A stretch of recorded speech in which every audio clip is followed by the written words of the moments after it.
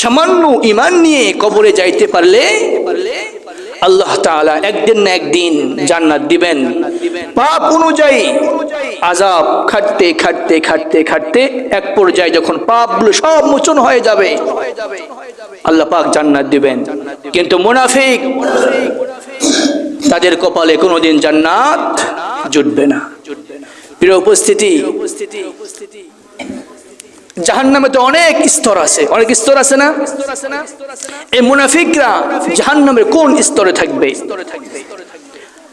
আল্লাহ তাআলা 4 নম্বর সূরা নিসার 145 নম্বর আয়াতের মধ্যে আল্লাহ তাআলা ইরশাদ করেন, ইন্নাল মুনাফিকিনা ফিদ দারকিল আসফালি মিনান নার। নিঃসন্দেহে মুনাফিকরা জাহান্নামের সর্বনিকৃষ্ট স্থানের মধ্যে বসবাস করবে। আল্লাহ তাআলা তারপরে বলেন, ওয়ালান তাজিদা লাহুম নাসীরা।